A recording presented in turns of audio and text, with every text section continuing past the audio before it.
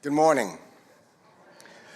Let me just ask everyone present to check their cell phones to make sure they are off or on silent. We would appreciate that.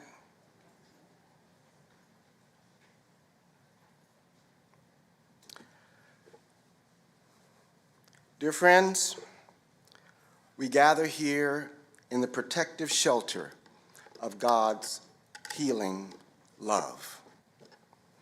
We are free to pour out our grief, release our anger, face our emptiness, and know that God cares. We gather here as God's people, conscious of others who have died and of the frailty of our own existence. We come to comfort and to support one another in our common loss. We gather to hear God's word of hope that can drive away our despair and move us to offer God our praise. We gather to commend to God with thanksgiving the life of Marvin Sippel as we celebrate the life he lived in service to God's world. At this time, we'll have opening music from Katie Vergara.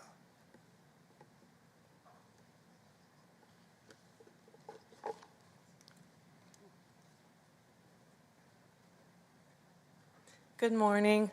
I'm going to be playing a little bit of conglomeration of pieces that my grandpa loved, just songs that he held dear to him, as well as a main piece that was from a musical called Cats, a song called Memory, which I have a very specific memory of my grandpa playing that in the truck. In Grandpa's truck, he always had cassettes, and he always played Andrew Lloyd Webber tapes.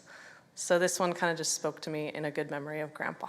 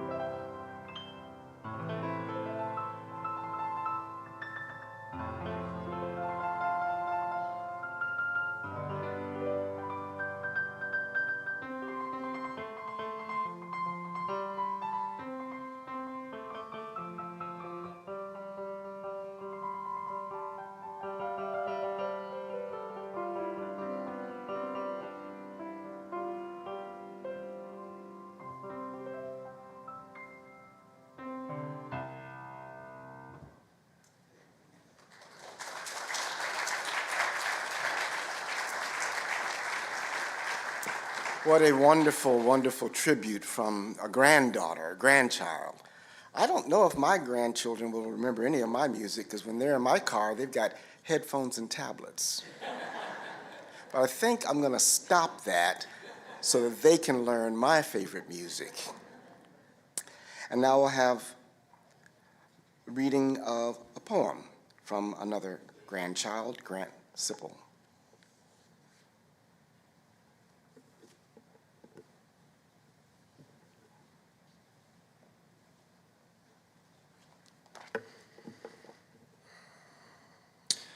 Good morning. My name is Grant Sippel, one of Marvin Sippel's proud grandchildren. I'll be reading the Peace Prayer of St. Francis of Assisi. Lord, make me an instrument of your peace. Where there is hatred, let me sow love. Where there is injury, pardon. Where there is doubt, faith. Where there is despair, hope. Where there is darkness, light. Where there is sadness, joy. O divine Master, grant that I may not so much seek to be consoled as to console, to be understood as to understand, to be loved as to love. For it is in giving that we receive. It is in pardoning that we are pardoned, and it is in dying that we are born to eternal life. Amen.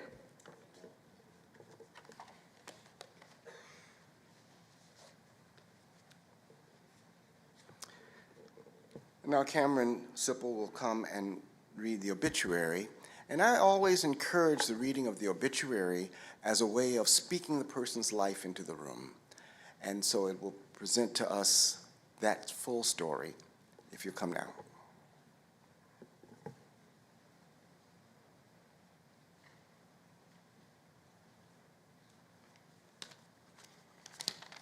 Good morning. I'm not the same person that was up here just now. Perfect. That's perfect. Thank you. Thank you. I just also wanted to express that from Marvin's grandchildren, to see how many people are in this room and felt the same sense of love and passion for Grandpa Marvin that we did is just extremely inspiring, and it provides us a lot of peace with the life that Grandpa Marvin lived. So thank you very much. Marvin Sippel, beloved husband, father, grandfather, great-grandfather, teacher, and friend, passed away peacefully just shy of his 91st birthday. Born and raised in Long Beach, California, Marvin lived a rich and full life defined by curiosity, generosity, and a deep love for family, learning, and the natural world. Marvin attended Whittier College, where he met Lucia Kelly Sippel, his wife of nearly 50 years. Together, they built a life rooted in love, adventure, and mutual respect, raising 3 children, Doug, Andrea, and Greg. Marvin was a proud grandfather to 9 grandchildren and 7 great-grandchildren, and his love for his family was steadfast and unwavering. After Lucia's passing, Marvin was fortunate to find love again with Mary Scher. Their marriage was filled with shared travel, spiritual growth, and the quiet joys of companionship. Marvin cherished these years and the adventures they brought.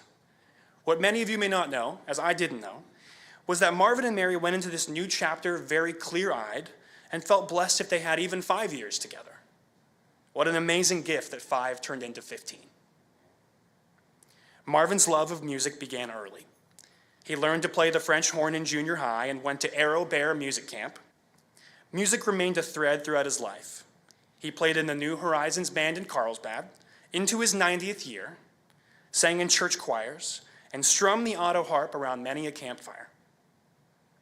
Marvin was also a lifelong athlete and outdoorsman. He played basketball in high school and at Whittier College, and in adulthood found joy in hiking, camping, backpacking, water skiing, cycling, and earned his pilot license. He participated in weekly bike rides with his cycling group and completed many long-distance trips, including rides from San Diego to the Canadian border and along much of the Lewis and Clark Trail.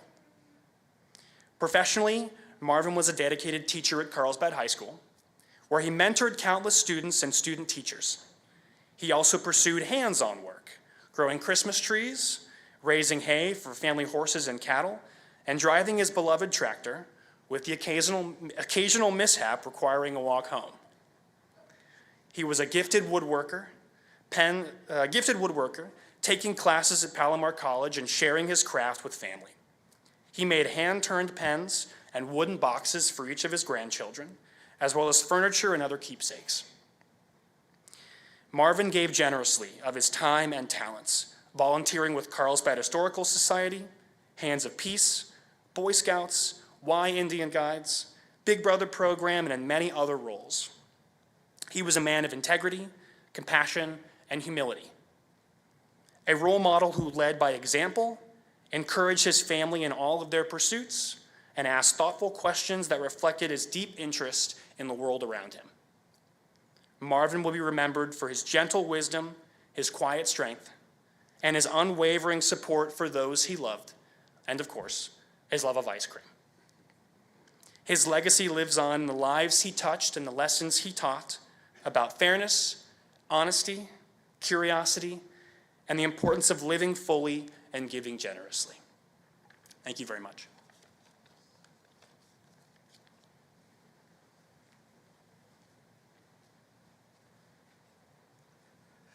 And now we'll enjoy a briefer slideshow of Marvin's joyful life.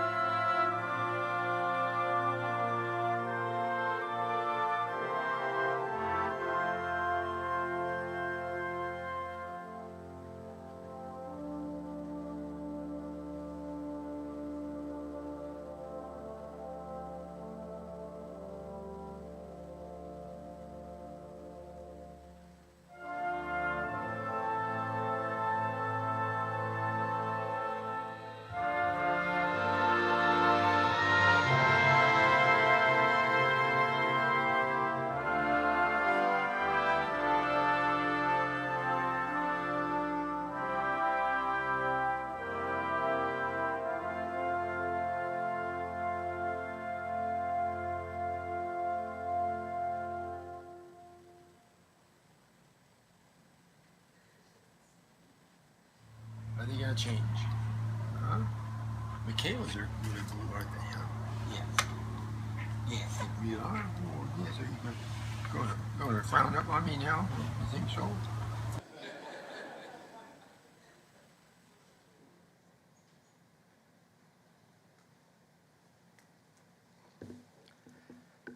We come now to that part of the service where we add narrative to the images we just saw.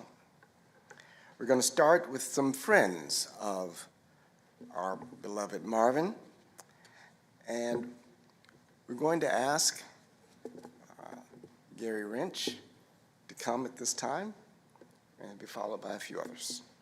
And after our formal speakers, I will invite several of you who have burning memories that you want to share with the family to come and make very brief remarks of a minute or less.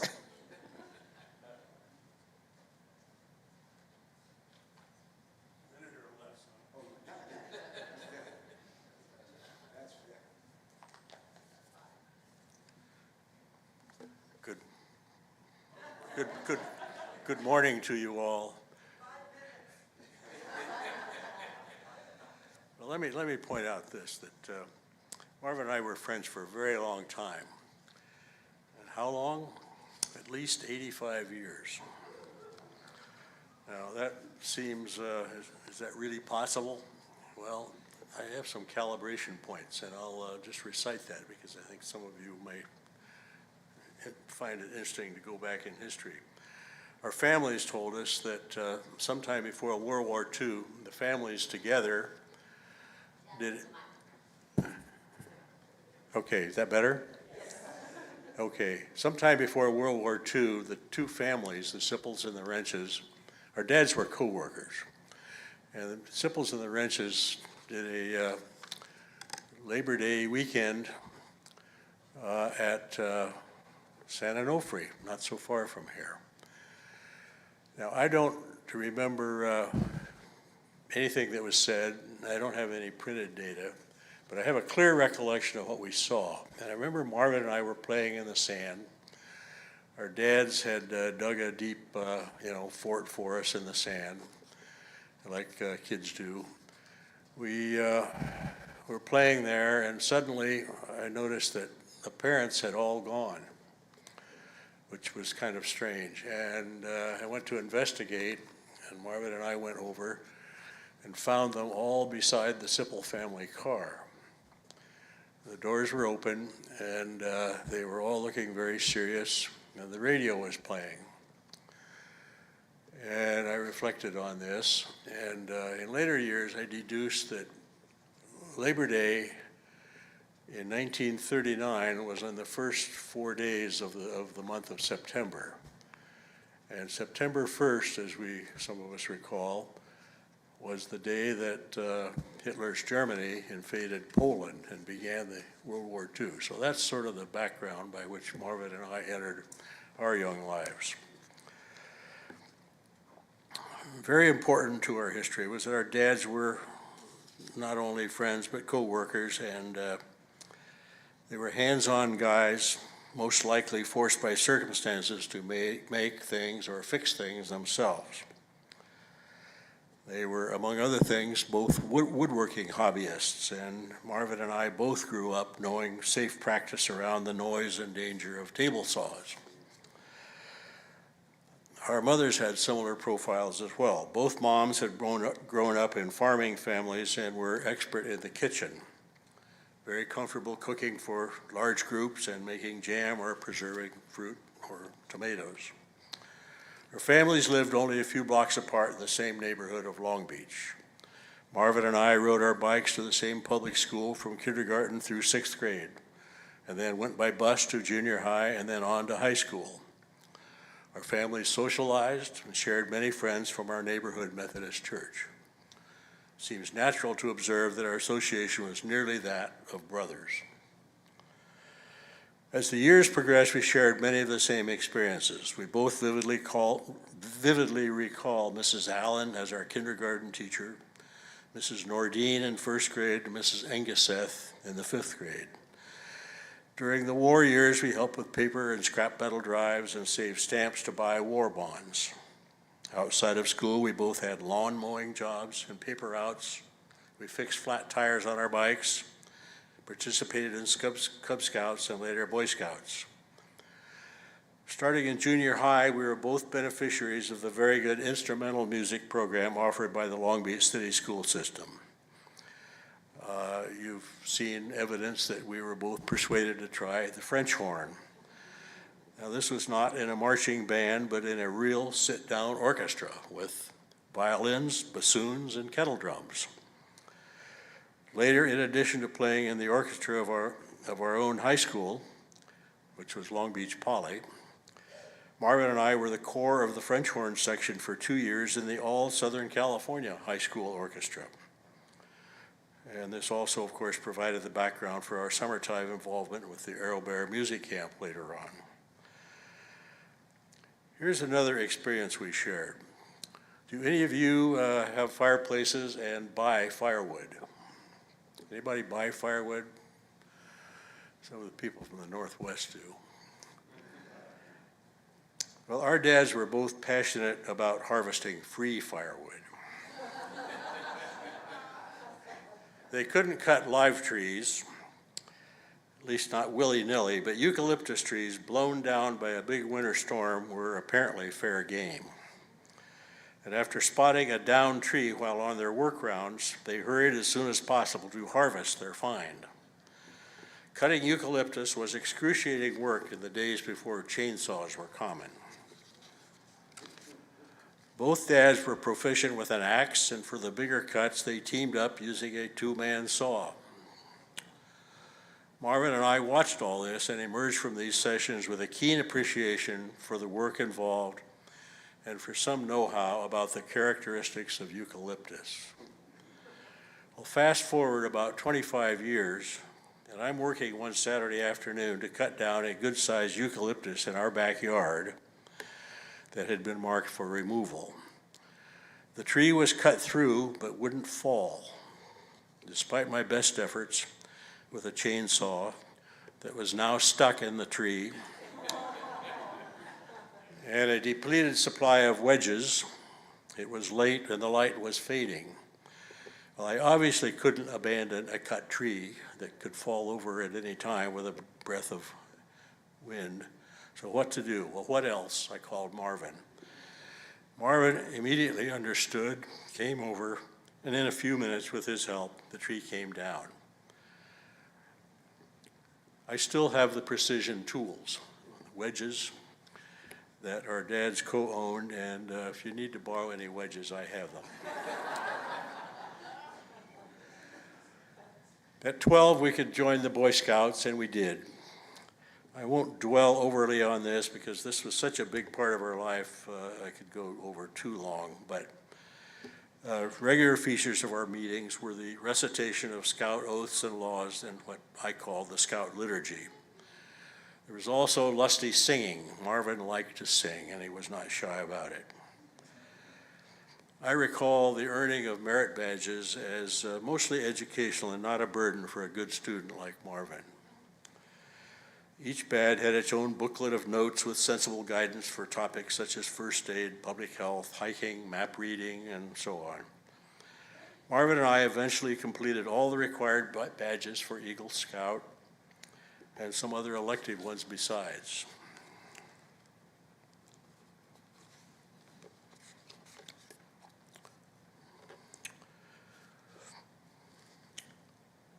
I'll skip over. We had a big train trip that many of you have heard the story of our trip to the National Jamboree in 1950, and that was a pretty big deal for us.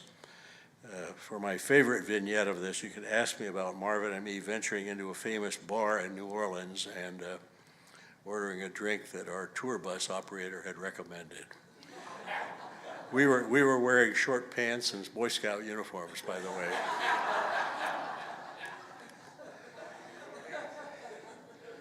Now, my account of our school days would not be complete without mentioning again Arrow Bear Music Camp, and I'm glad it has figured prominently in the notes on Marvin. This summer camp was not sponsored by the school district. It was a private initiative of Mr. Fred Ohlendorf, whose school-time job was as director of instrumental music for all the Long Beach schools, which was a fairly big job. Long Beach had 3 high schools then, 6 or more junior highs, and a lot of elementary schools. Marvin's 2 older sisters had been among the first to attend the music camp. Vida Mae played the cello, and Evelyn played the string bass. And through the sisters, the Sippel family was known to Mr. Ohlendorf. And I think that's partly how Marvin and I got recruited into his orchestras. Marvin's dad, a licensed truck driver, was likely propositioned by Mr. Ohlendorf to drive a big stake truck to the early camps with kids and baggage on the back of the truck. That's how we did it then. I think our first year at music camp was maybe 1947, while still in junior high. And at some point, after a year or two of this, we were offered jobs as counselors. Well, we really didn't do much counseling or music teaching, but we were mainly proctors who kept order in the dorm after lights out. That's the boys' dorm. The one thing that I remember most vividly is that Marvin and I most particularly enjoyed taking Mr. Ollendorf's car to the dump with the camp trash. And this was a chance for both of us to practice driving in the mountains, and most especially backing up with a trailer. And we both got pretty good at it, and I think that served Marvin well in his later career as a part-time rancher.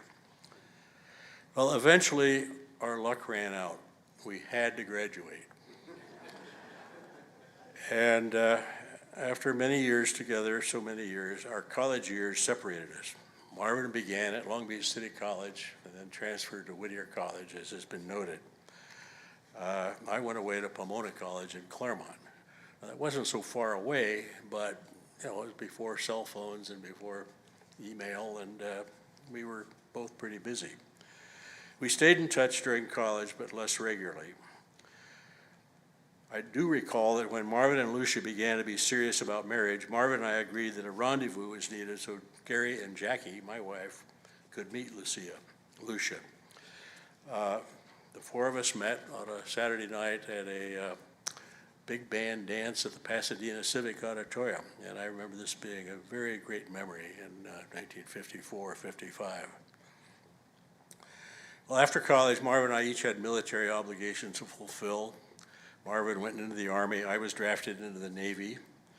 By some good luck, after my Navy basic training, I was given some days of leave that coincided with Marvin and Lucia's wedding, and I was happy to attend right here in Carlsbad with a big crowd of Kelly family, I should note. This was our first look at Jackie's and my first look at Carlsbad together, and we recall looking around saying, "This isn't a bad place." Well, through a strange quirk of fate, Jackie and I and our new baby found ourselves moved to Carlsbad for my new job. Here we soon found Marvin and Lucia living nearby. And before long, the Sippel Ranch Association was quickly reestablished like old times. Both couples were quickly put to work in their newly adopted church, right here. The rest is history. We had growing families, schools, new houses to care for, beach parties, camping in the mountains, and family picnics in our backyard. Doug, Greg, and the two Wrench boys did scouting together, and some years later, Marvin and I and our four boys did a long trek together in the high Sierras, revisiting our love for hiking and camping, first acquired in our teen years. This memory reminds me that in our kids' preteen years, I would for several years buy a collection of 4th of July fireworks at one of the seasonal bodegas that would spring up in Orange County. After one of our backyard fire and smoke displays, Marvin, the eternally conscientious teacher, took me aside and opined that we were setting a bad example. Now, you clearly understand. Well, he was right, of course. No need to discuss. I stopped. That was the end of the fireworks purchases, but nothing else changed. Our friendship went on as before for another 40 or 50 years. As I try to wrap this up and collect all my feelings about this old friend, my thoughts inescapably return to our years together with our dads and other friends in the Boy Scouts. In recent years, the Boy Scouts' reputation has fallen on hard times, which is sad. Throughout my working career, it was a compliment as an adult to be called occasionally a Boy Scout, implying integrity and adherence to principle and a certain amount of managerial skill.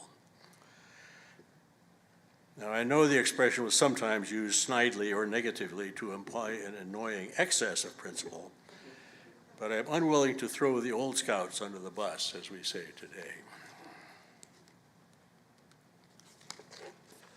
Thinking about Marvin, I suggest that those who knew him and continue to honor his memory accept my judgment, and possibly yours, that Marvin was, throughout his entire life, the consummate honorable Eagle Scout.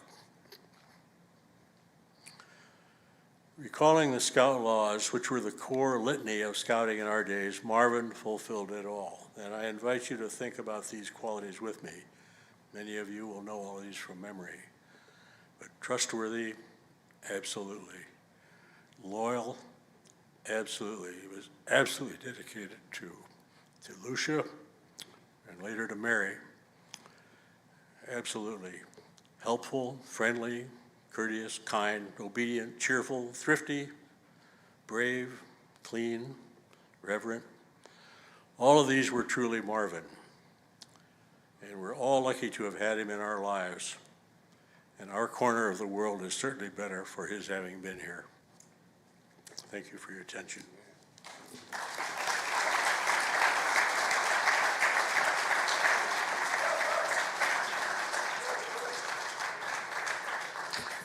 Thank you, Gary. I think you have defined what the kids today call a BFF.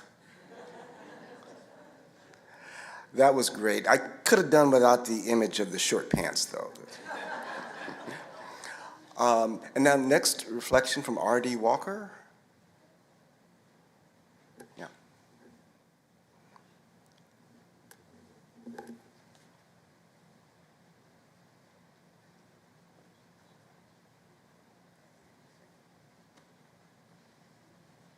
Well, what a great act to have to follow. I just double what Gary said, and that's about it. I first met Marvin when we moved to Carlsbad in 1969. I think it was later in the early 70s. We met, our window overlooked the Kelly Hill. And I noticed a bunch of cars going up there, and I found out that there was a Christmas tree lot up there. So the first time I met Marvin and his children were up there at the Christmas tree lot, and we bought our Christmas tree several years there.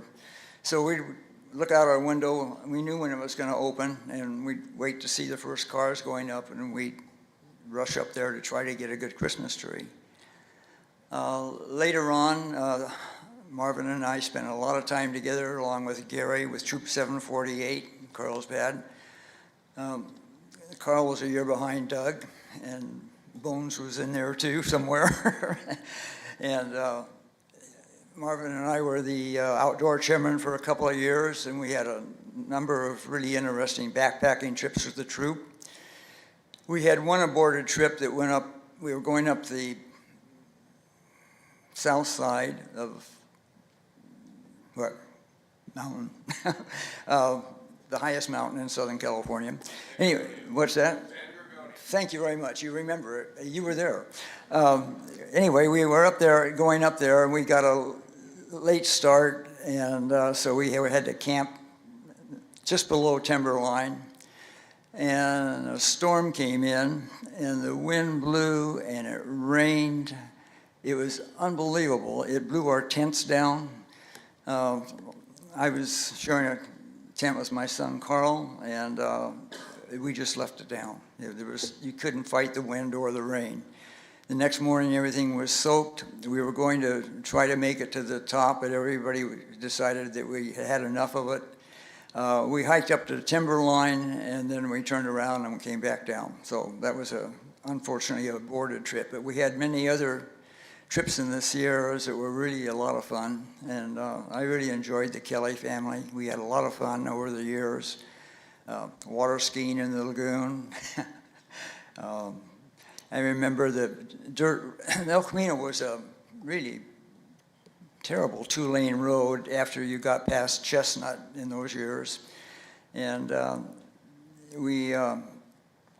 remember going out there to the little home on the hill. There was below the Kelly family, the house, there was a small hill, and Marvin and Lucia built a home there and had all kinds of animals. And I remember Andrea riding her horse bareback around the road that just led to the Kelly Hilltop house, and that was it. It was a dirt road, and there's nothing else going on. Anyway, I had a lot of fond memories of Marvin and his family, and I feel very fortunate to have known him.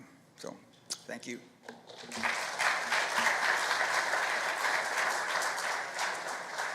Thank you, Ms. Walker. And our last designated speaker, Ron Baker. Are you Ron?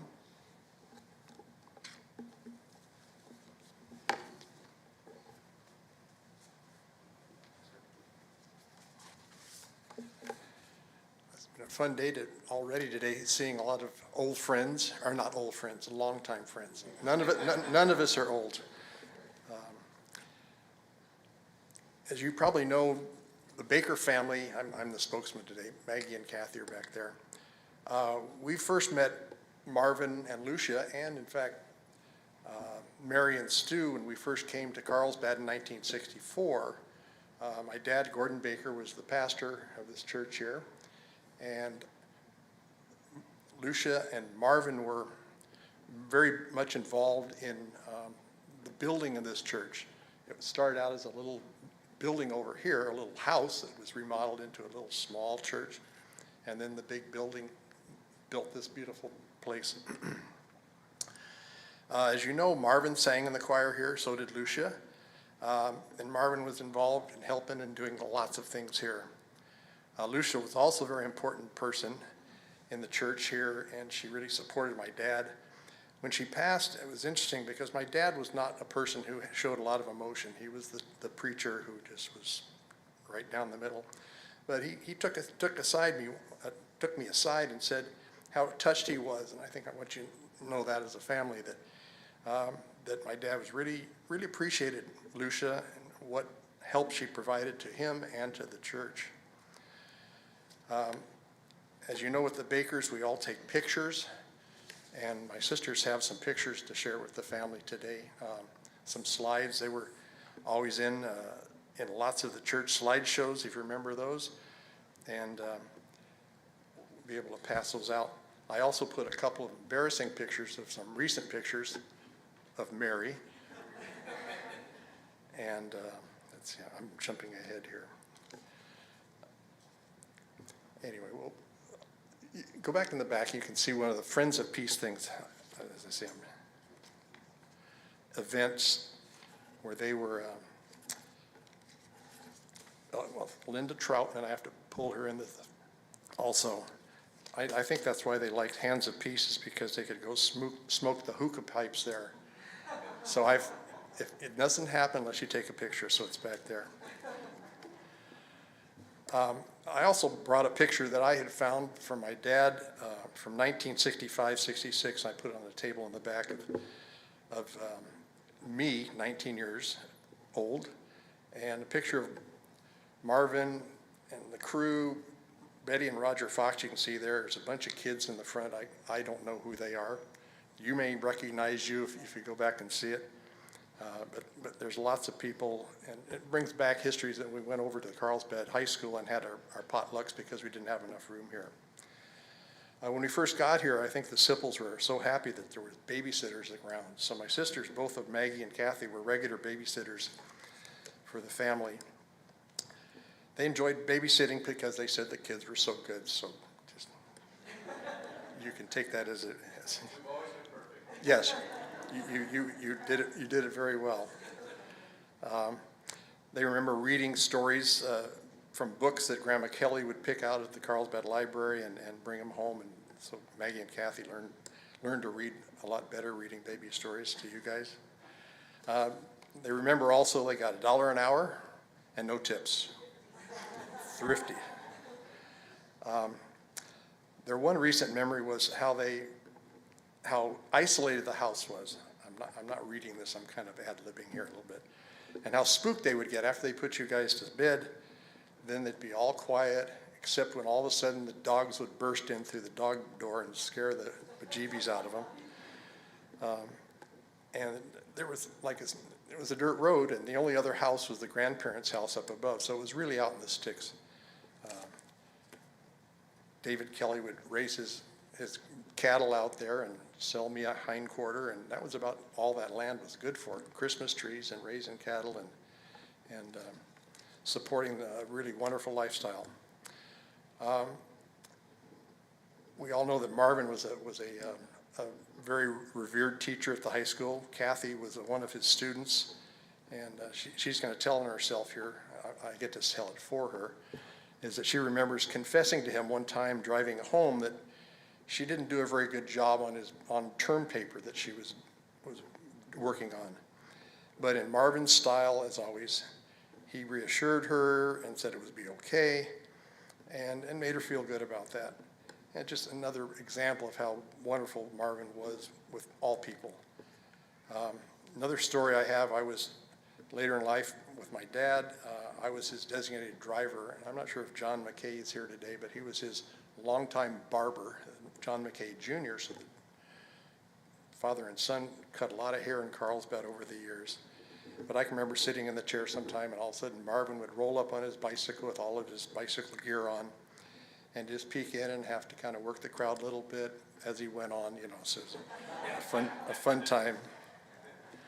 And we also talked about his music, and I thought I'd embellish a little bit. We all knew that he was in the choir, but happenstance, one of my neighbors is Pastor Greg Bostrom from Christ Presbyterian Church. You know him. And so I reached out to him if he knew Marvin, and he was there, the pastor in Marvin, and was there just a couple of years after Greg got there in 2014 before he came back here to be with Mary and to continue here. Marvin, still over the years after he left Christ Presbyterian Church, they would see each other at Hands of Peace events, and Pastor Greg was grateful of one of Marvin's handmade pins, and so he was that. And again, I skipped this ahead earlier, but we also went with Marvin and Nancy, or Linda, to the Hands of Peace event down in San Diego, where I got some pictures of them smoking the hookah pipe back there.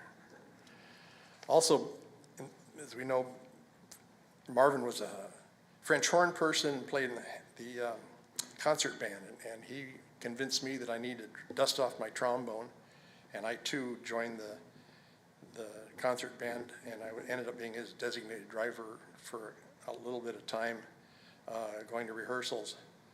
I'm not sure if anybody from the band is here. Oh, Allison and Doug, there you go. Thank you for coming. I, again, showed up in Carlsbad in 1964, and then on and off military school, all that other kind of stuff. And finally, I worked at Maricosta for 14 years, and then I took off for work in 1986, and subsequently retired out of the community college system in 2006, and then officially moved back here in 2008. After being away for 22 years, my absence, I wasn't sure what was happening, but there must have been some hanky-panky going on during that last part of those few years. And I got home and subsequently found that Marvin and Mary had gotten married. And also, unbeknownst to me, I found out that my wife, Judy Eberhardt, and Mary were friends. And I'm going, this is too cool, because Mary and I go back, and Stu Scher was my doctor way back when also. So it was kind of an interesting reunion. So the last several years, we spent a lot of time together, and it kind of enhanced our friendship over these last few years, and it was quite nice to be able to do things. We would see them at the Escondido, California Center for the Arts, or we'd be at their house for dinner. They'd come over to our house. We ended up going to Carlsbad by the Sea and having lunch with them. And so we took their lead at that point, and we ended up put our deposit down for Carlsbad by the Sea, and we're on the waiting list. So put a good word in for us, Mary. So as I said, the friendship has meant a lot to us over the last couple of years. Just in closing, I think we all know that Marvin was truly a gentle man. He will be missed, but never forgotten. So rest in peace. Thank you.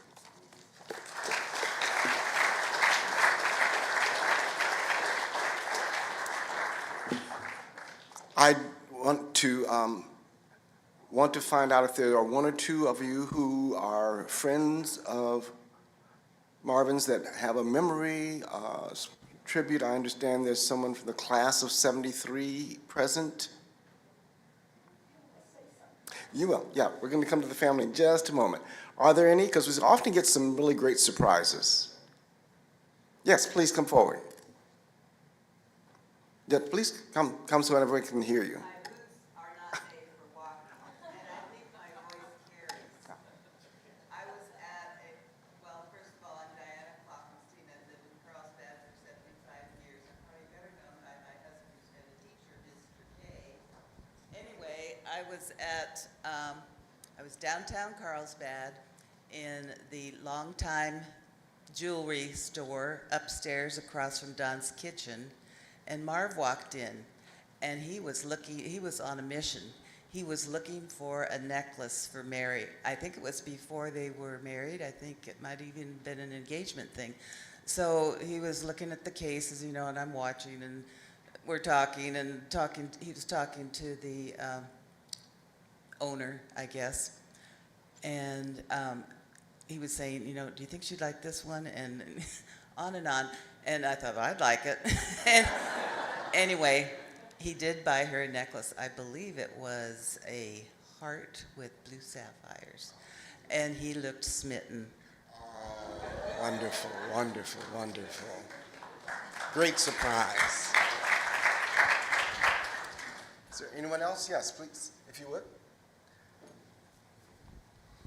And you can let those friends of the family know that this is being live streamed and they can watch it on the Pilgrim UCC YouTube channel. Just tell us who you are. My name is Mary Krakowski, and I come from Carlsbad by the Sea community. And anybody, in my estimation, that lives in the community also becomes extended family. And Mary and Marv hadn't been there for too long, but enough for me to know a little bit of Marv's sense of humor. And I knew that he was a teacher. And he came up to me and he asked me, first of all, I knew that he was going to be giving a presentation on the history of Carlsbad, but mainly his experience and his life as a ranch hand and on the ranch. And he came up to me and he asked me if I would help him when he gave his presentation.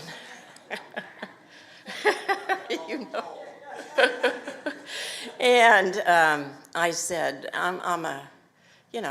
any family asks me to do something, I'm going to say, well, sure, I'll help you out. And he said, I have somebody else that's going to help me out too, and all that. And I says, okay. And he said, but you have to wear jeans and sort of a Western-looking outfit. And so I did, and maybe a cowboy hat, and I brought that.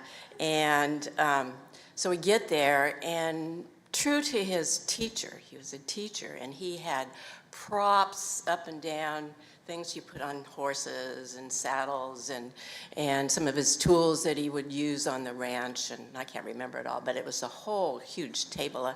And he was going through history of his marriage and living on the ranch and that sort of history of Carlsbad, and he went through all that. But before, and then he brought out these fake horses, and he says, Mary, we got to demonstrate how horses are used on the ranch. And so he gives me a fake horse. I'm supposed to go up and down the aisle. Anyway, I'm game for that. Anything that's going to get a laugh. So that's my fond memory of Marv, among other things. What everybody says about him was true. He was like a tall, skinny teddy bear.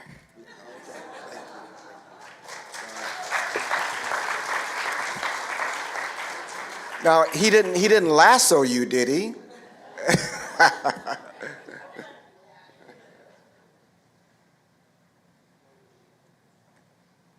Just tell us who you are.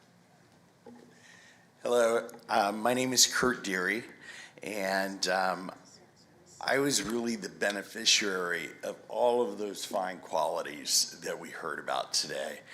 So I first met Marv through his son Doug, going out to the ranch, and just as a kid, I think we were third grade, it was absolutely wonderful. Then, of course, through Boy Scouts and going on those camping trips and learning, to be an outdoorsman from Marv was fantastic. And then a student while he taught at Carlsbad High. And then finally I became his colleague as I became a teacher at Carlsbad High School. And so just sitting here listening about his life and the qualities, and I just thought back, man, all the times in my life there was Marvin. And I just couldn't imagine today a better role model. And that's the way I see him. And so I just wanted to share that with all of you. Thank you, sir.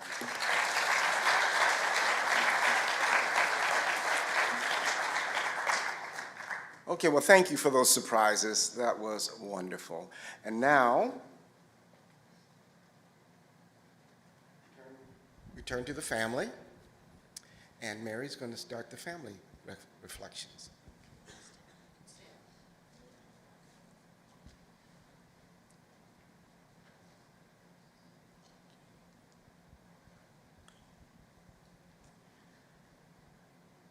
I want to say what is most sincere on my part, and gradually grew and grew and grew, was the fact that I am very, very honored to have been married to Marvin Sippel. He came from a very big family. I came from a very small family.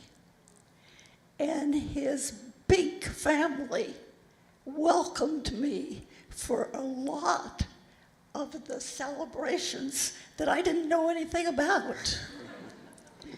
And you can hear with all of these anecdotes how very interactive my life has been.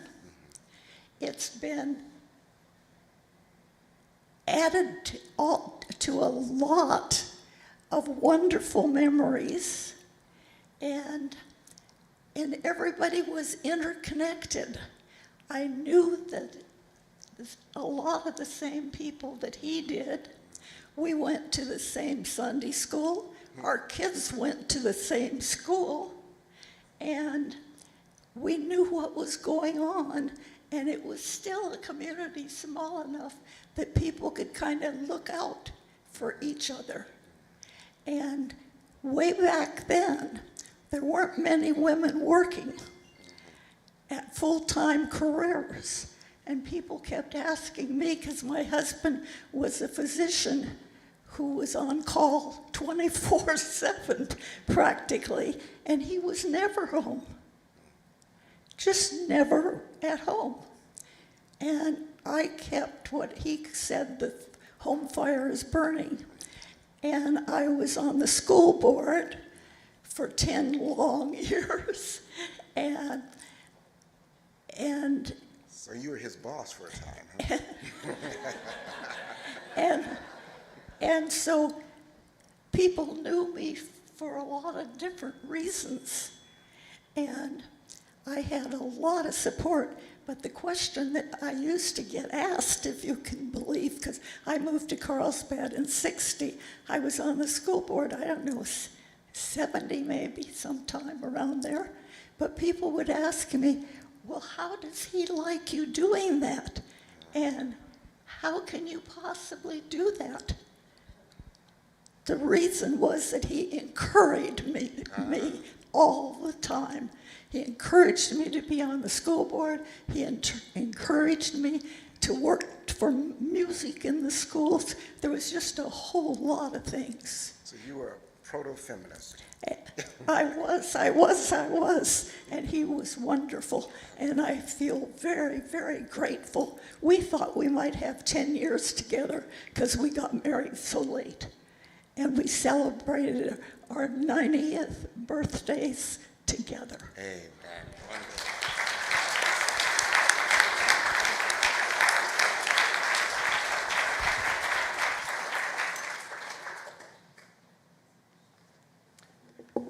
Thank you, Mary. That was so moving. Thank you so much. I consider that a brave thing to do. I always tell family members, you don't have to say anything. It's a very emotional moment, but we are so glad to hear from you, and thank you for sharing that. And now we'll hear from his children. And first up is Greg.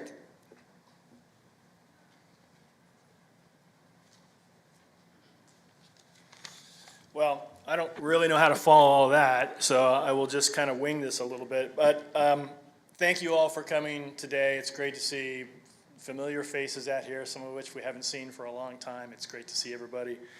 I thought I would just sort of share some memories, and the funny thing is that Doug and Andrea and I did not compare notes before we wrote any of the things, but you're going to probably hear some themes over and over, so in the spirit of keeping the messaging new a little bit, I will try to focus on the ones that I know that are my memories in particular. One of the first things I think about with my dad, however, was what I always called his strong sense of right and wrong. Doing things the right way. He had strength of his convictions and standing up for what he believed was right. I think you've heard that theme repeated a little bit already this morning. But he was a role model for treating people properly and with a smile. So some of the random memories I have growing up with him, both as a kid and as an adult, when he was a teacher at Carlsbad and I was a student, I think a very early student at Valley Junior High, which is just 3 blocks away from here for anybody who doesn't know, he would drive me to school sometimes in the morning. I don't remember why it wasn't always, but occasionally he would drive me to school. And in the conversations we'd have about all sorts of stuff getting as we got from the ranch closer to school and stop signs and lights and so forth. And we began to see people that he recognized. And pretty soon it was I wasn't really listening to him so much as just watching him as he waved people. And hey, ho, ho, ho. And like he continued to talk to me, but he was recognizing people on bikes and people in cars and others, teachers and students. And it felt to me like he knew the entire city of Carlsbad at the time. But I always have never forgot that. And that was kind of how he was. He knew lots of people, and lots of people knew him. He was very active, as we've heard already, in school activities as a teacher, in scouting.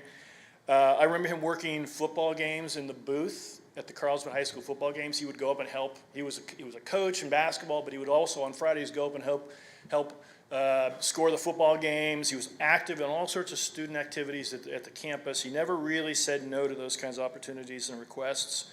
So I always thought he had a real strength of conviction. And one of the stories I remember vividly is I'm in 7th grade, and he is our 7th grade basketball coach at the junior high here. And we practiced outside. The basketball courts and the tennis courts were sort of combined, and there was a football field at Valley Junior High down below that. So one day he has us running drills, and some guy rides up on a dirt bike, a motorcycle, and comes up onto the football field and starts doing donuts and kind of tearing up the school's football field. And without skipping a beat, he stopped practice, and he picked up 2 basketballs, and he ran down onto the football field, and he starts chucking these basketballs at the guy on the bike. And very quickly he took off. But that was how he saw things. It was right and wrong. You shouldn't be doing that. And so we're all lined up at the fence, 10 or 11 kids of us. We're just like looking like this in amazement. And the kid next to me leans over kind of quietly and he goes, "Your dad's kind of crazy." He wasn't crazy, but that is a great example I've never forgotten about right and wrong. He felt strongly about that, and he was not afraid to follow the convictions. He was athletic. We've talked about that. I remember him always saying yes when I wanted to play basketball. Clearly, he grew up playing basketball, and I'll miss watching hoops with him. And when it came to water skiing, we would ski on the lagoon quite a bit. He was the driver in the boat, and he would drive everybody around the lagoon over and over and over. And finally, it would be his turn. And without stretching a hamstring or stepping up or doing anything, he would do a shore start on a single ski, zip out of the water, cruise around the entire lagoon, come back, drop himself back on the shore, and not get anything wet above his ankles. That's what he was. So he was my aspiration as a water skier when I was a kid. I think I will, we talked a little about where we grew up, and I remember always him working hard. We always had lots of stuff to do, as we've talked about, with Christmas trees and ranching and horses, but I learned to work hard because of him. He was my role model there. And he's still the voice I hear in my head. You can probably all say this with me together. Put the tools back where they belong so you know where to get them the next time. He's that voice for me. He was an avid woodworker. We've talked a little bit about that. And that, I think, instilled patience and learning by doing. He never got tired of learning. And the focus that came through that was something he never lost. So I will finish with one last thought about him. Raise your hand if you've ever seen the movie It's a Wonderful Life. All right, so there's a mix here. So for anybody who has not seen this movie, the main character in this movie is someone who, at a moment of spiritual anxiety, he is blessed with getting to see what his life was like.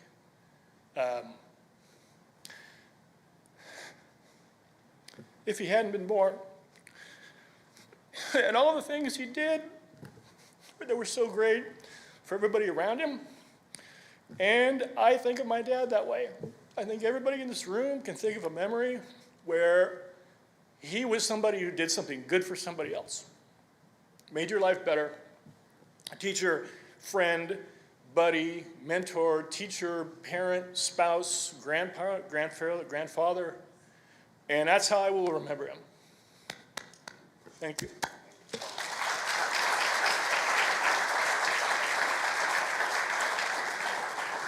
Thank you, thank you, thank you. I just have one question, though. When he was chucking those basketballs, did he ever hit him? Oh, okay. All right.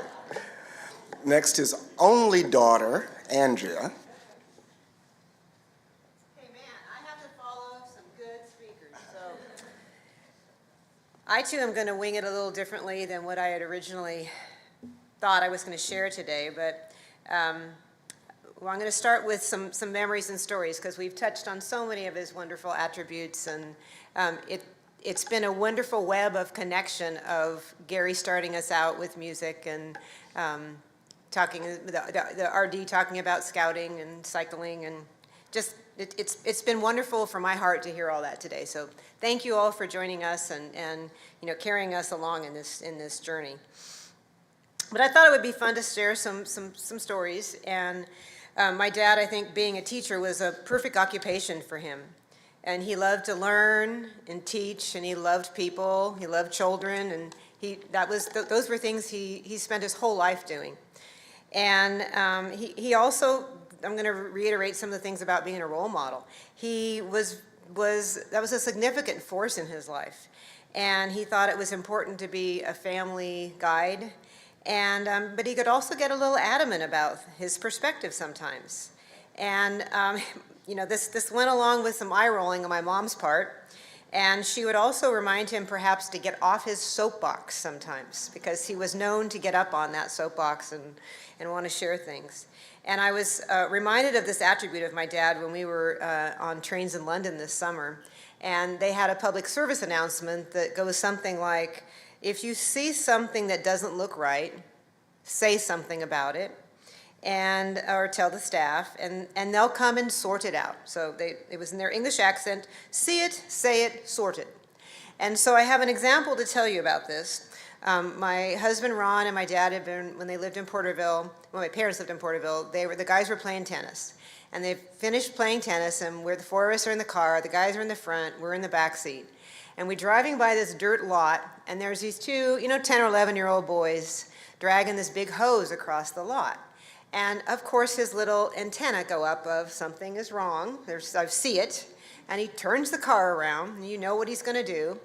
He drives up to these kids, rolls down the window, and the first thing he says to them is, Should the first phone call be to your parents or the police? And these kids are like, oh no. Of course, he tells them that it's not yours and you should put it back where you found it. But as you've heard in other stories, that was classic my dad. You know, he would point things out that weren't being done correctly. And one of the traditions I think was a wonderful experience my parents created for the grandkids was to take them on trips solo with the grandparents. And when it was Julia's turn, they were on the East Coast, and my mom made her sit in the front and be the navigator, because learning how to read maps was an important skill to learn. And I think they were using MapQuest, I don't really know, but there weren't a lot of technology devices. And my dad's sense of direction when he was a kid was really good. And my mom described him as arriving someplace in his life and he got like a quarter turn off. And so he thought he had a really good sense of direction, but it was sometimes a little bit off. And maybe RD or Gary could speak about that on reading maps, I don't know. But so he didn't always listen to Julia very well because he thought he could in his own head have a better map than maybe what she was telling him on MapQuest. And perhaps his way of making up that was having extra ice cream that day, maybe 2 or 3 times instead of just once. And another story that I told at a birthday party we had a few years back was about being a rule follower. And on this occasion, we were up at Mineral King, and I was probably 7 or 8 years old. And we were going up for a hike at a lake. We'd crossed this little stream and hiked up these switchbacks to get up to the lake. And I'm sure he was telling us on the way up why you don't cut the switchbacks. It causes erosion, and that's, you know, it's bad for the trails and whatever. So he fishes, we eat, we play, and the storm clouds start to roll in. And so we decided to get going, and he probably fished a little longer than he should have. So by the time we're heading back down the hill, it's raining, and it's raining hard. And when we come to the series of switchbacks, we got to cut them.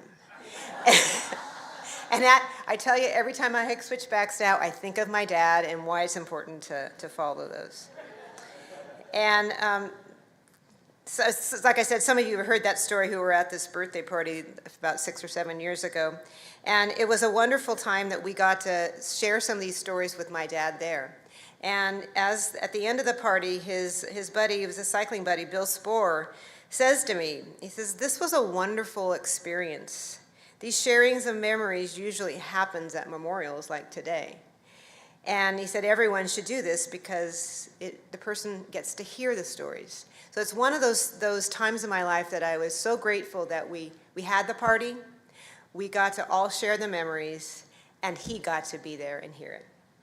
So I'll leave you with that thought and also a word of thanks for each and every one of you being here today. Thank you.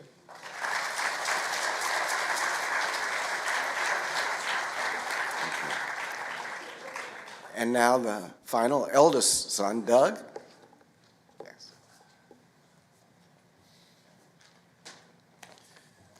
Well, not sure where to start after everything leading off with Gary and RD and all of the stories that have been told. It's like, well, I'll just throw this out. Now I'm going to have to wing it. But I'm gonna start with a little bit of extra background that maybe Gary can be the witness and affirm whether these stories are true. Most of what I'm going to tell you today is true, but I don't know for sure. But there's too many witnesses in the room for me to tell those other kinds of stories. So, what to say about your father, who grew up in Long Beach as an SOB? That's what he and his buddies called themselves when they went skin diving trying to harpoon a fish. They were the sons of the beaches. At least that's what he told his mother, my grandmother Vera, and evidently she believed him. Now, you'll have to ask Gary later if that's a true story or not, but he's nodding his head, so I think it is. He taught us right from wrong. We've heard this over and over. Right down to our grammar.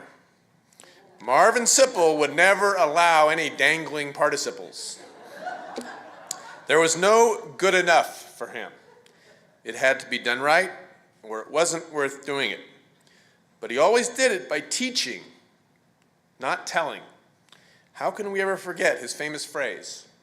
We're going to ask you, whatever he wanted us to do, it was always prefaced with, we're going to ask you. he was always trying to phrase it in a way that was teaching, not telling. I can thank my dad for my work ethic. Going along with what Greg said. The only thing I really know how to do is work. I'm not that much of a socializer, and some of that comes from my nature as an introvert. But mostly because what we did for fun on the weekends as a kid was work. We were always building something, and you know there is no need to buy new nails when you can pull the old ones out, straighten them out, and use them again.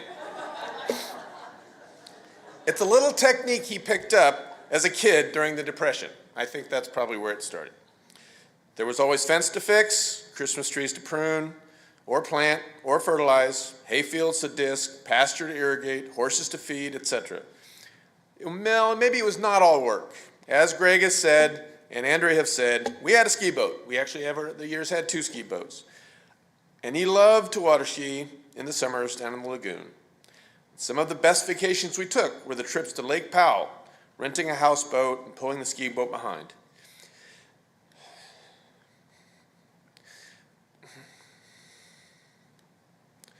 On those early mornings, when the wind dropped and the water turned to glass, that was like heaven for him. He didn't even get wet, as Greg said. I can still picture him standing knee-deep in the water saying, "Hit it." And by that time, I was driving the boat, and I'd jam down on the accelerator. He'd step up on the ski like he was stepping up a step on a set of stairs, and around on the glass. Big sweeping turns. He loved the skiing. And I remember he and his dad, as Gary has talked about, they built an aquaplane, because as Gary alluded to, everything back then, you build it yourself. And the aquaplane was basically a piece of plywood that they'd put in the curve, built to curve up the front of it. And the kids all learned to ski on that because it had a rope harness in the back. And you would put 2 kids on it and pull them around, and that's how they got started, learning how to ski. And I remember teaching so many people. I mean, he loved to ski, but he loved to teach people to ski. And we had this old pair of double skis. I think he and his dad might have made them himself. They were certainly not store-bought. And I remember the Christmas I first got my first single ski, it was store-bought. It was a little too small for him, but he tried it anyway. But he decided his old single ski was still more his style, because he wasn't into all the cutting and jumping the wakes like I love to do. He just wanted to go out there and float, and he loved it. We went on long camping trips during the summers, and since he had them off as a teacher. And how can we forget the VW van piled high with camping gear, and 5 of us jammed inside that, going up Tioga Pass, joking that we could probably walk faster than that van was going. We hiked a lot in Boy Scouts, and he went on many of those trips as a parent. We all remember the trip to the Boy Scout Jamboree in Idaho, when my mom and sister and brother drove their own car, and the rest of us were in the old Winnebago, where I got teased about my sneaky feet. We got to go up into the Canadian Rockies and see a lot of the country I'd never seen before. And backpacking was something he got a lot of joy from. And as you've heard the stories, over the years, there was a lot of backpacking trips. And so I can definitely credit him with my love of camping and hiking and being out in nature. Before Boy Scouts, there was Y Indian guides. I was fast hawk, and he was slow hawk. We flew kites in a kite flying contest at Maricosta College, and I still remember the dads trying to get the giant big kite that was built, took it up on the side of the hill, and then they all got on it and tried with the rope, tried to pull to get, and the big old kite got launched. It was a big day. That was a lot of fun memories. We always had animals, and whether it was the horses, the chickens, the cattle, the dogs, the cats, the goats, even the rattlesnakes, they were all well taken care of. And there was always a reason you needed a Ford, a fix or repair daily. Everything had to be fixed or repaired daily. He wasn't too committed to one brand of pickup, but he owned one his whole life. So I'm going to tell you a history of some of the pickups. There was a 1956 Ford, which our cousin Brian Robertson, the Robertsons lived just across El Camino Real on the north side, remembers. He said this in an email when we told him that Marvin had passed. Marvin was a great friend and neighbor. In about 1963, Marvin started giving me a ride with him to the high school every morning. He'd pick me up at 7:20 on our road and El Camino in his 56 Ford pickup. The truck would chug and buck all the way up to Chestnut Avenue when it would smooth out. It finally gets warmed up at the top of the hill, he would say, and it's all downhill to the school from here. Next, there was a 1970 Datsun pickup, which we called the Schmuck Truck. I'm not sure where that name came from. We all had a nickname. Everything had a nickname. Mine was Bean. Nobody remembers where that comes from either, but we all had a nickname. And I drove that truck, that old Datsun, to my first year of college, and before I bought my own 73 Chevy pickup in that following summer. I remember feeding hay to the horses out of that truck every night, and you don't eat dinner until everything's fed. Next, there was a 1971 Dodge, which Andrea and I used to pull the horse trailer to haul horses and steers to shows, and then we had cattle racks made for it, and I hauled 5 steer calves at a time back from the ranch in Fish Lake Valley, Nevada, to use for my FFA freezer beef projects. Some of you might have been my customers at some point when I was in high school. I learned to steer out of a skid in that truck, although I never told my dad. And finally, there was a 2007 Toyota Tundra, which we still have, that has 43,000 miles on it because it never really got driven very much, but it's been around a while. And we used it mostly to haul his bikes and all the bike trips he went on with his biking group, as RD has alluded to and talked about. And I learned the value, as Greg has said, of working hard from him, and some might call that being a workaholic, but I call it the way to get things done.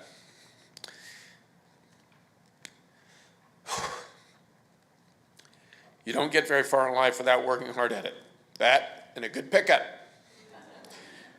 Sing with me. Baseball, hot dogs, apple pie, and Chevrolet. He cared deeply about others and was a born teacher. He didn't just have a job as a teacher. Some people are born on third base and thought they hit a triple, but he was born in the classroom with a piece of chalk in his hand. He mentored other teachers, and early on as coached the game he loved, basketball, as Greg has talked about.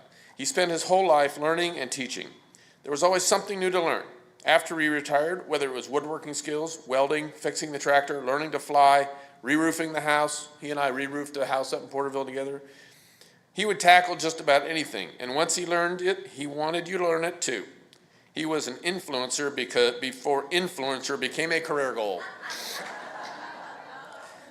He impacted a lot of people in a lot of ways that made them better people for having known him. I remember in high school, I got in a little fight during PE one day playing gator ball, if any of you remember gator ball. And what did he say to me? What did you learn? He volunteered for Big Brothers Big Sisters for several years and helped several boys get started in life with his guidance and support. He was president of the Historical Society and gave talks to classrooms. We've heard about this multiple times. We've even had a demonstration. But he would make sure that those kids knew how to ride a stick horse. And Grant told us yesterday, that he got roped into the same thing that the woman that was up here first. So he had to come with Grandpa and dress up as the horse so Grandpa could demonstrate how to ride one. He did his best to make sure that all the pallets of my grandfather, you'll remember he wrote books on impact geology. Well, guess what? We had pallets of books after Grandpa Allen died. So my dad took it on as his mission to get that storage unit that was full of books. It was going to be emptied out before he was gone. Well, some of you may be the recipient of an impact geology book just for that reason. They weren't going to stay on our trailer. So he made sure that he gave talks to Rotary clubs and Elks clubs and everybody so that he could tell the story that Alan wanted the world to know about. As you've heard, he was an Eagle Scout and in the Army, and he lived the Scout oath and law his whole life. And I'm not going to repeat it, but Gary already took us through it. But what I remember is that, you know, he lived the Scout law. He lived the Scout oath. And that meant more to, I think, all of us, to see a man who actually took it that much to heart. So, I'm going to see if I can do it. On my honor, I will do my best to do my duty to God and my country.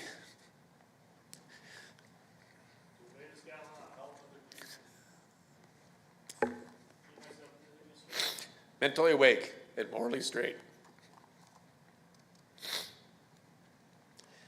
I didn't become a teacher, but thanks to him, I spent a lot of my time teaching my clients how to make good decisions with their money and their business.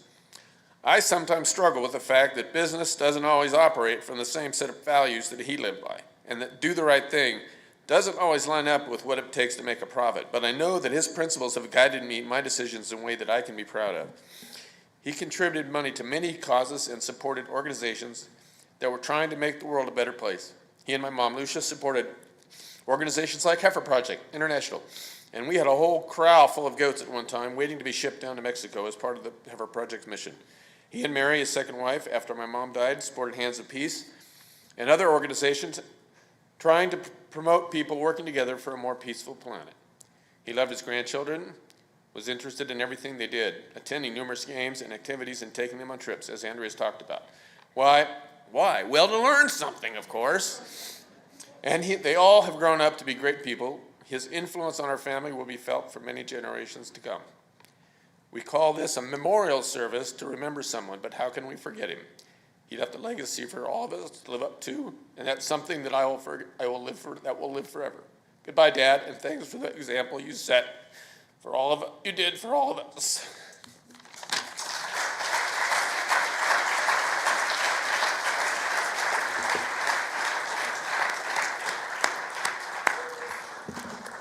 Like I said, courage. Thank you for your courage, each of you, all of you, for sharing and helping us to know the life of this great man, Marvin Sippel, even better. I'd like to share just a scripture reading with us from Romans chapter 8. Who will separate us from the love of Christ? Will hardship or distress or persecution or famine or nakedness or peril or sword? As it is written, for your sake we are being killed all day long. We are counted as sheep for the slaughter. No, in all these things we are more than conquerors through the one who loved us. For I am convinced that neither death, nor life, nor angels, nor rulers, nor things present, nor things to come, nor powers, nor height, nor depth, nor anything else in all creation will be able to separate us from the love of God in Christ Jesus. Nothing can separate you from the love that you share with Marvin. Nothing can separate you, not death, for love is forever. Mary, you have expressed to me how blessed it was to find love again in the waning years of life. Just as your book of life was closing, you found space for an afterward. Then that became a chapter filled with friendship, adventure, and love. This great chapter was witnessed by your children, Janet, Cynthia, and Stuart. Their sadness for your loss is as deep as the joy was for them to see you smile and laugh with your later love. As Khalil Gibran has reminded us, the deeper that sorrow carves into our being, the more joy we can contain. When we are joyous, look deep into our heart, and we shall find it is only that which has given us sorrow that is giving us joy. And so now, when we are sorrowful, look again into your heart, and you will see that in truth, you are weeping for that which has been your delight. Doug, Andrea, Greg, you have a longer, deeper love lost. A father, a mentor, a hero. I'm sure you will attest to the reality that not all fathers are created equal. So you hit the lottery. Your presence today is testimony to your love and appreciation for the fact that you had a very good father for a very long time. Marvin was, in his early years, a student. And as a student, he became a teacher. Now that strikes me as very odd, because I remember when I was a student, I looked around and said, I will never teach these crazy kids. So it takes a special kind of student to want to be a teacher. But then after retiring from teaching, he became a student again. I got to know Marvin through our anti-racism book club. He was an avid advocate for social justice. He was able to see in himself the history that he was now working hard to transform into a different future. He said to me, it just never occurred to me that everyone in our community, everyone in my school was white. It just didn't cross my mind. And he was not a confession of guilt, but it was a recognition and acknowledgement of the history that he was now trying to bring into a different future. A future where the commitments of our nation's founding documents were equally applied and available to everyone. He was an honest student who could look at the world as it was and as it is and understand how we got to where we are. He did not only study, but he worked to make Carlsbad, and particularly its police department, more aware of the implicit bias and the systemic racism that afflicts every corner of our country. He began with the simple premise: we are America. We are no different and no better, not even in Carlsbad. I admired him for his commitment at almost 90 years of age. He was not through learning. He was not through learning. His life is an inspiration that we can live life to the very last drop. I want to go out like he did.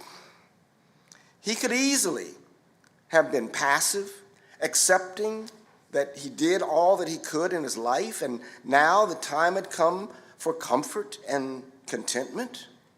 But he was not content. He was not passive. In fact, he was an activist. As we know, his faith was not articulated so much in his words, but in his deeds. His generosity, his compassion, his humility, and his love for the world that the divine has so graciously bestowed upon humanity. That was his worship, being out in the world that God created. And you know what? I'll take one silent Christian over 100 noisy ones any day. Rest in peace, Marvin. Rest in peace. Let us pray. Holy God, whose ways are not our ways and whose thoughts are not our thoughts, grant that your Holy Spirit may intercede for us with sighs too deep for human words. Heal our wounded hearts made heavy by our sorrow. Through the veil of our tears and the silence of our emptiness, assure us again that ear has not heard, nor eye seen, nor the human imagination envisioned what awaits those who pass from this life. With the grace of Jesus' death and the hope-filled mystery of his resurrection, may we end each day as though it were our last, and awake each morning as though it were our first. O God, whose days are without end and whose mercies cannot be counted, awaken us to the shortness and uncertainty of human life. By your Holy Spirit, lead us in faithfulness all our days. When we have served you in our generation, may we be remembered with those who have gone before, having the testimony of a good conscience, a gracious life, and at perfect peace with the world. Let the people of God say, amen. And now may God bless you and keep you. May God's face shine upon you and be gracious to you. May God look upon you with kindness and give you peace. And now, as we attend to the postlude, after the playing of the postlude, please let the family recess to the door where they will greet you. If you are not able to stay for the social, the ice cream social, please greet them at the door and make your way to the parking lot. If you are staying, please go to the patio and to Pilgrim Hall, and you'll greet the family there.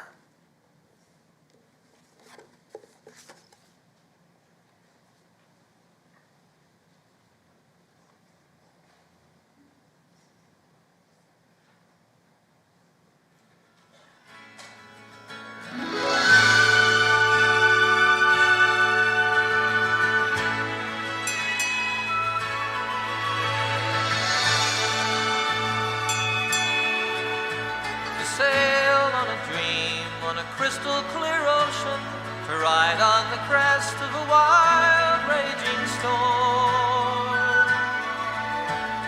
to work in the service of life and the living, in search of the answers to questions unknown, to be part of the movement, part of the growing, part of beginning to understand.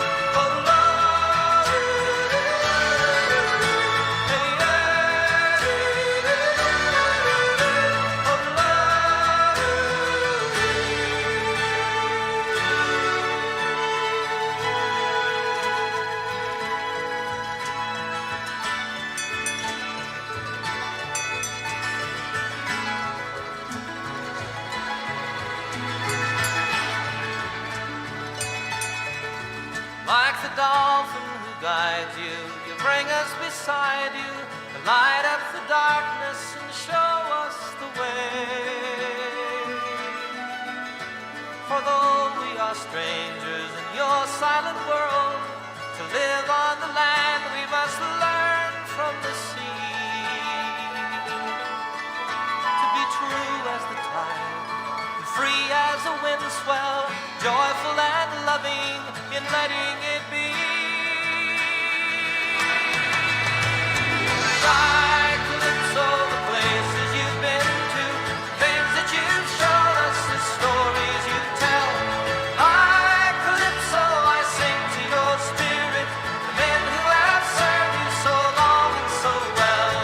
Like Calypso, the places you've been to, the things that you've shown us, the stories you tell. Like Calypso,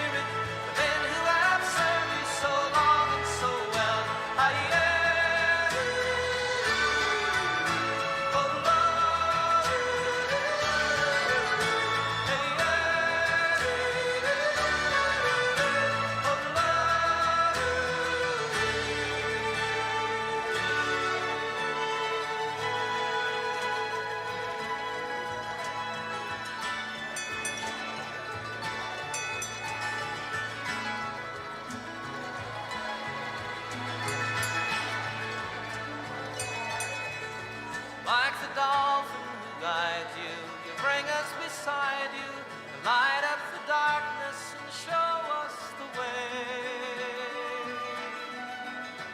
For though we are strangers in your silent world, to live on the land we must learn from the sea. To be true as the tide, and free as a wind swell, joyful and loving in letting it